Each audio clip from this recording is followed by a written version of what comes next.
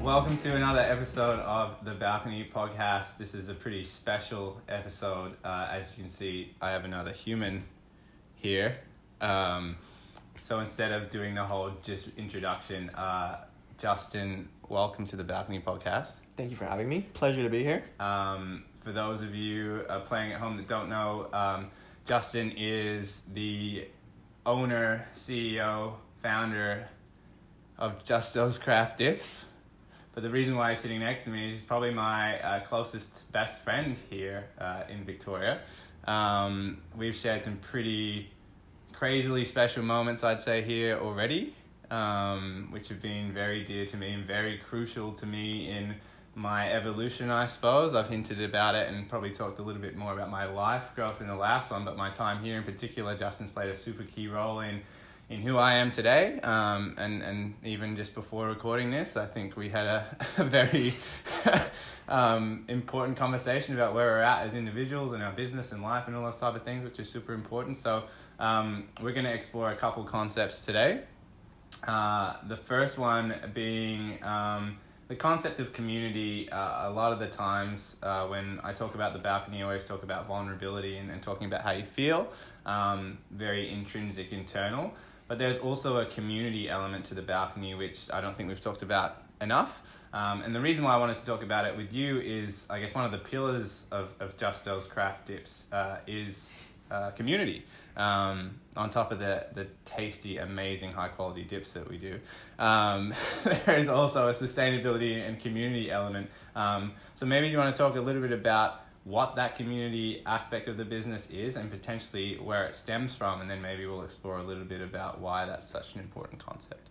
Yeah, absolutely. Well, great intro. Thank you very much.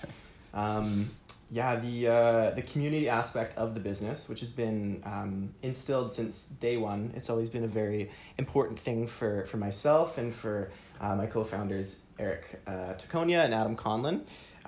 It is the hummus helps program, essentially. So for every jar that we sell, we donate a serving to someone in need through our charity partners in Victoria here. The ones that we're currently working with are Our Place Society and the Rainbow Kitchen. Mm-hmm. And essentially we have just been donating lots of hummus to those guys. I think in our first year we had around 800 pounds of hummus that went to those people, and I think it's just an awesome way to kind of give back to our community here in Victoria and help support the people who need it most, give them healthy, nutritious, and easy to eat foods. And on top of that as well, beyond the serving for each jar sold, there's also been some care packages lately as well. Did you want to highlight that? Yeah, definitely. So for all of the merch items that we've sold, for our t-shirts and our beanies, we've given out a care package which included, I believe it was toothpaste, toothbrush, hand sanitizer, toques, socks, some shaving cream, and maybe a couple other things. Nice. Yeah. So obviously that sounds like almost just an advertising pitch, but really the reason why I wanted to highlight what is actually happening in the business now is to sort of translate that, where you come from can really impact the things that you do. We were talking a little bit before about where that stems from, the small community that you came from. Just so do you maybe want to highlight to those that don't know you, I guess, the origins of that side of yourself in the business maybe? Yeah, definitely. So for those of you that don't know, I'm from Salt Spring Island, which is a very small community on the west coast of Canada here. It's about 10,000 people. I grew up with a high school around 400 people, and it's always just been quite a tight-knit community there. Growing up, you really get to know everybody on the island. There's really no hiding your secrets or anything like that. So, you integrate with all the other families, all the other kids. And I think just that, having that experience growing up really instilled in me the value of having a community and other people to rely on, and having people that you can help support and that will help support you. And I think it's just a huge part of it takes a community to raise a kid and everything else. So yeah, for sure. I think I guess I haven't talked about this before because we haven't really unpacked community too much. There's the first unpacked. We'll keep tally. Nice.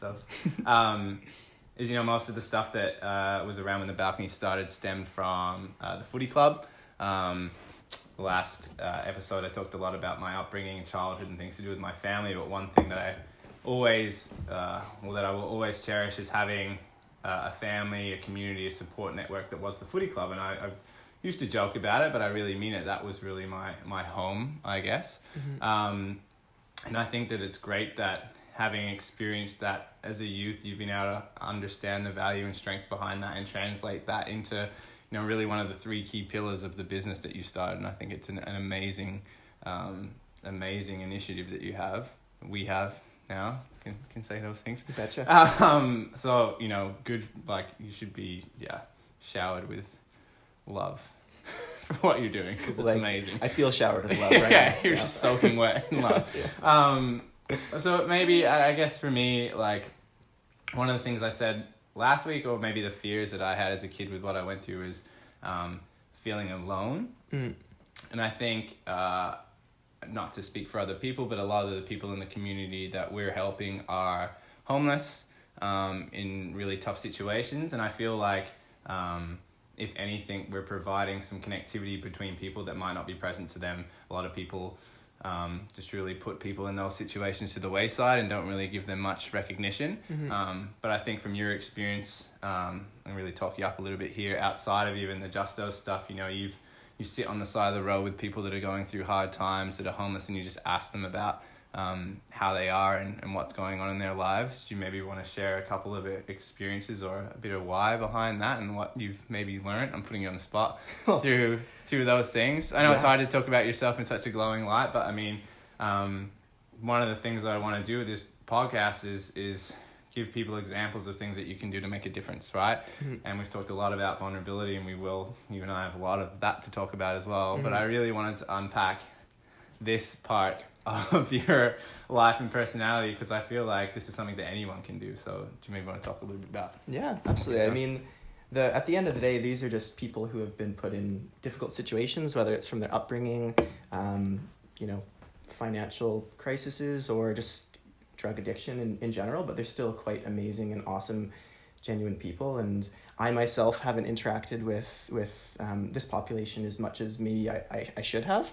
However, I think even just small things such as carrying snacks in your car for when you're popped up at a light and someone's out there, and just chatting with them and giving them the time of day just to say, hey, how you doing?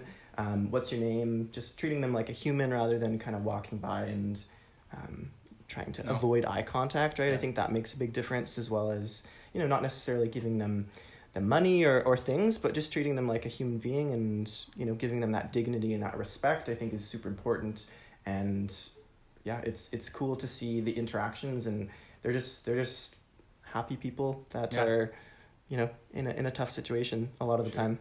I've said this a lot over the last couple of weeks, probably too much. There's only two things that are certain, and it's that everyone is different. Yep. And everyone is the same. Yeah. But those two things are true. And I think, if we're trying to make a difference with these type of things, it's that, walking past and ignoring someone or putting them into a different class or a box of whatever, you're only making that divide a little bit bigger. Mm-hmm. Smiling at someone walking down the street, saying hello, beyond giving them food, money, or anything, I think makes them feel more a part of humankind or just the general community and stuff. And I think that's a beautiful thing that you do, and it's definitely something I want to incorporate more into my life as well. So kudos to you. Cheers, man. Beyond community, I feel like there's a lot more in that space that we could discuss, but I think we talked about this before.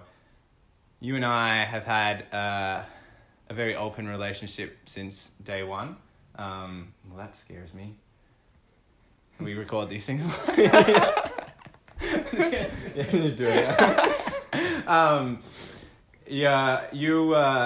You you came into my life when I was very transformative. We met, and even when I got introduced to the business, I think, and you can probably speak more about this, the reason why you were so open to have me involved is I was very open about why I was here, who I am, all those type of things. A lot of the stuff that I've preached a lot on these podcasts, I've practiced at times.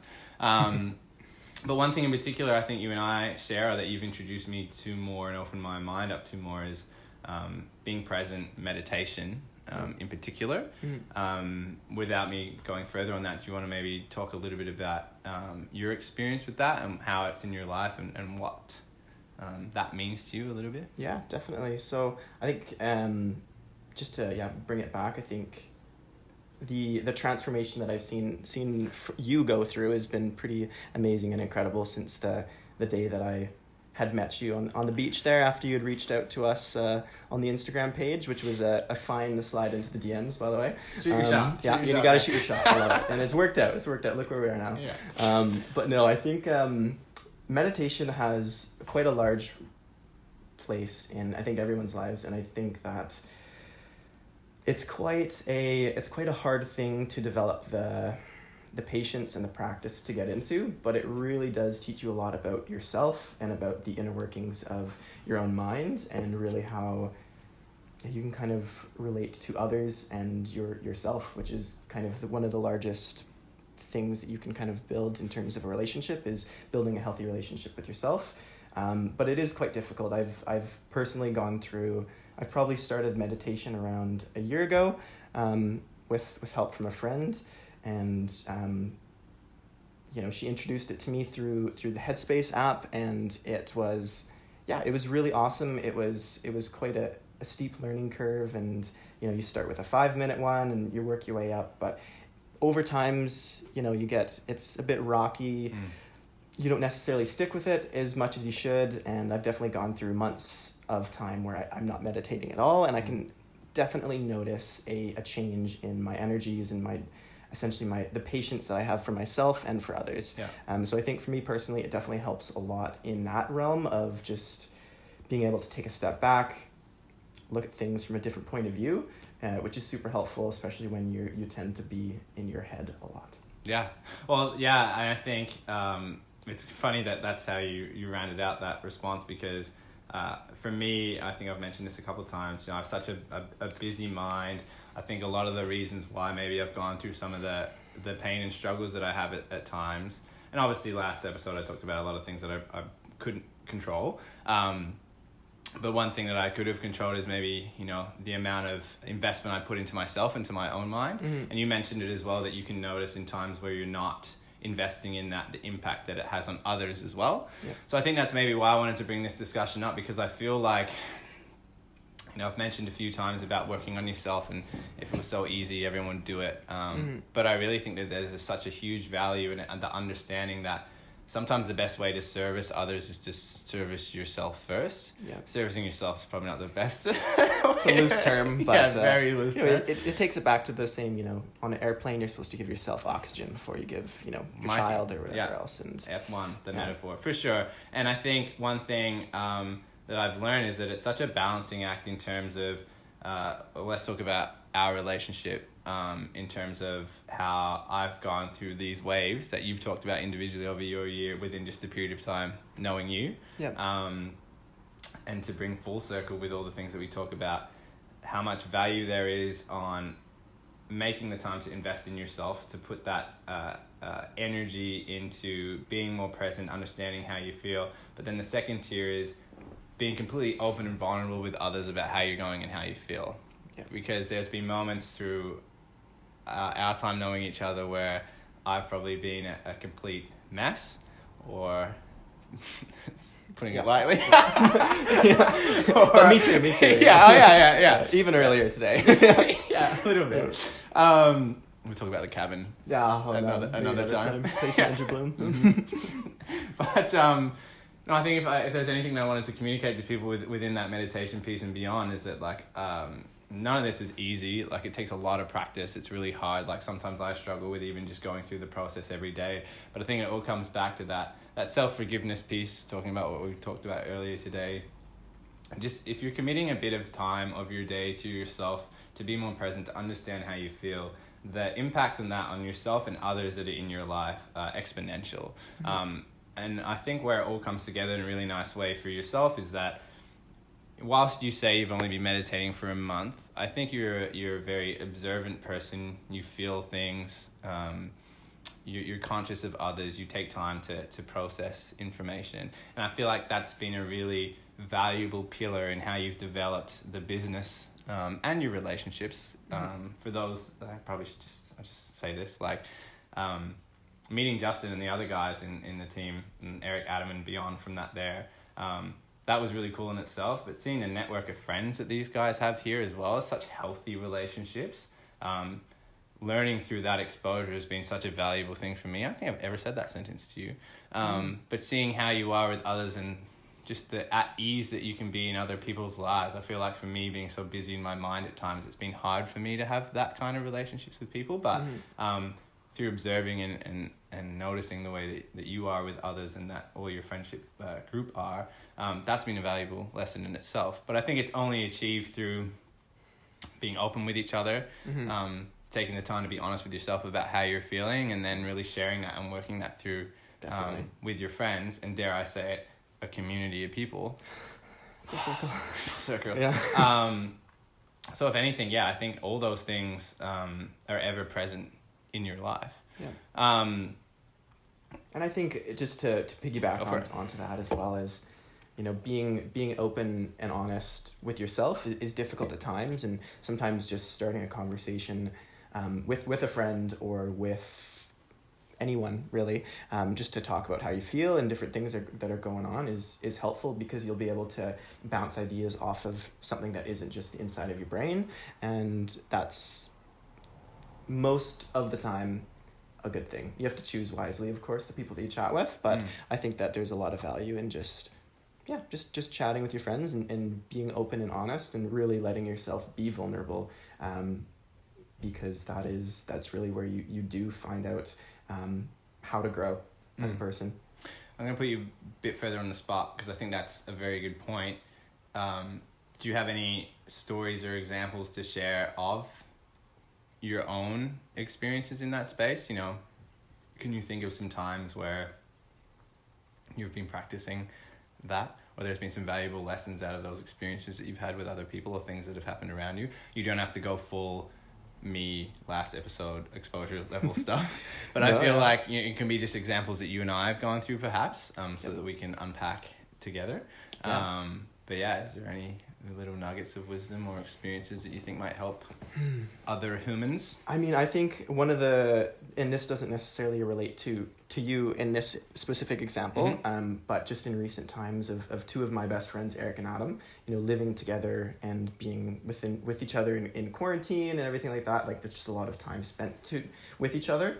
And we, I was going through some things, some struggles, and it was affecting our relationship, and I think Eric was as well, and I think Adam on some level too, and just really opening up that conversation and chatting with each other, just really I don't know, it cleared the air in such a way that was just so amazing, and it just was like, as soon as it happened, it was like, why did I wait, a week or a couple days? I can't remember how long it was, but just really saying how you feel is super important. And then I don't know, I think well, even on that, to give you a bit of a chop out, I think what I've learned is that the anticipation that you build up in your head with a lot of this stuff is always worse than the feeling or what actually happens when you just do it. And I think if there's a lesson in that, to tie back to some of the other stuff that we've spoken about, is you create a lot of these realities in your head all the time. And if you're not a person that's taking any part of your day, week, or even just if you do it once a month from a meditation standpoint, to really just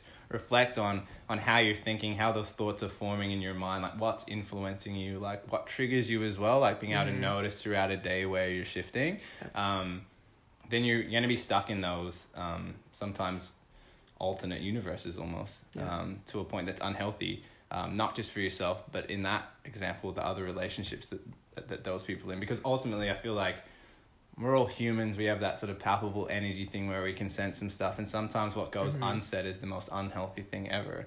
And taking the action or being bold, being vulnerable, being open, almost is a pressure release for the other people that you're talking to, and they're like, thank God you said something. as the screen does the thing again. I'm nervous. Sorry, I think you're gonna talk about something else as well. I think. Okay. Do I just do it? Refresh me. So I asked about other examples of things, and then I sort of just tailed on the back of that example of the conversation that you had with the boys in terms of just taking that almost leap of faith and being honest about how you're feeling. Just breaking down the wall of having an initial conversation can be such a key thing for people.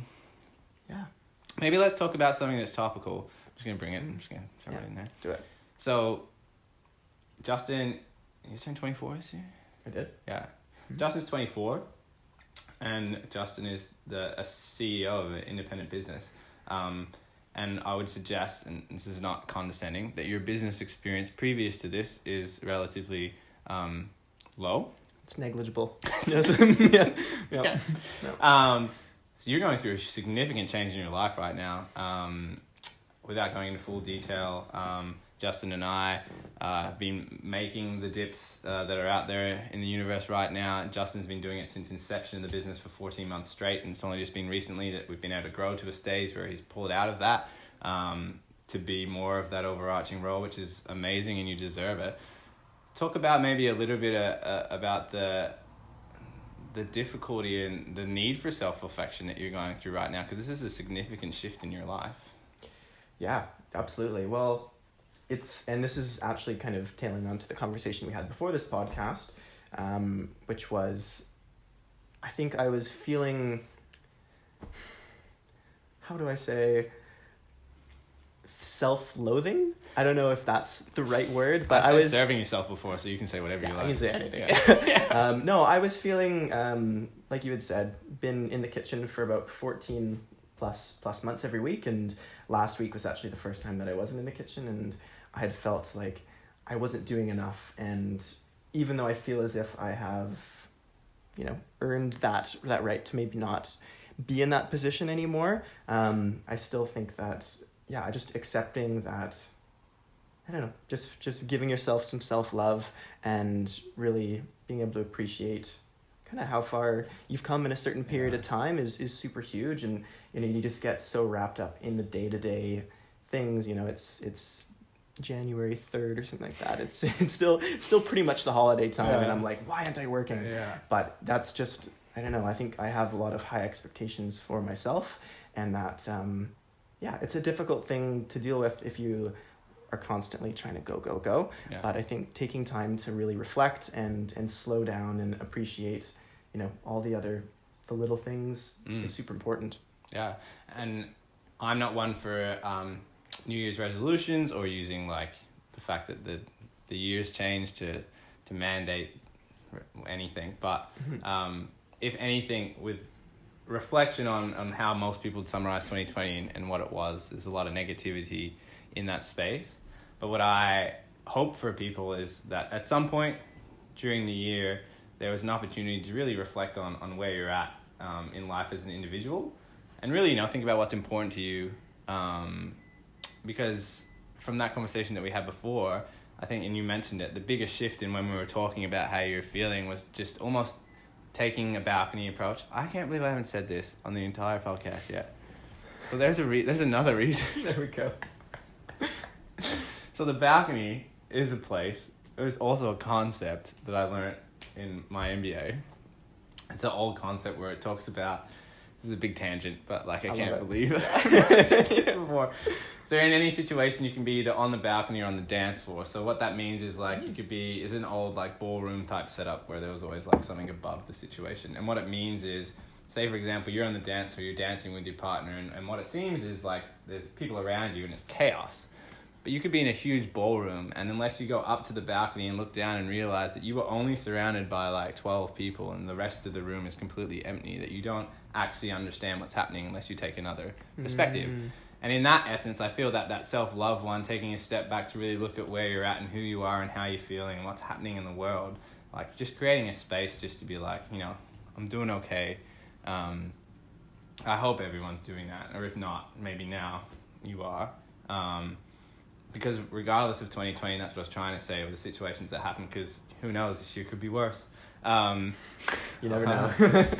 That's the only thing that you control, is creating that space for yourself, and I hope that's what everyone is using the last year, now the present, and so we've really got as an opportunity to do so. And I feel like we had that little mini experience almost an hour ago, which was pretty cool. Mm-hmm. I'm gonna say a few more things before we wrap up. I really pumped up Mikey as understanding the concept on the first episode. Katie, knowing me from back home and going through a lot of stuff together in a really intense relationship way. Logan being there before he had to move, in that real, almost leading up to, it was almost a handover of babysitting Tyler from Logan, him moving, to you taking full custody of me. I got him, Logan. Yeah, he's safe. Yeah, but that's what I wanted to say, is that you have played such a key role in me being able to do this, to feel how I feel about life in general, to be more calm, more present. I don't think I've got, Katie joked I used to get angry and stuff. I don't think I've ever been angry since I met you and went through a lot of the stuff that I've been through. And I almost feel like a different person. And it's easy to say that when you move countries. Mm-hmm.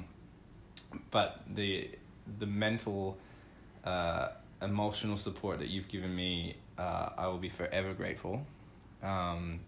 And I know I kicked it off by introducing the Justo stuff, but you're the most important thing is that you live in here now. You're a huge advocate for this type of stuff. Like, you just naturally exude this level of calm acceptance. I'd mentioned your friendship groups. It's a beautiful thing. Yeah.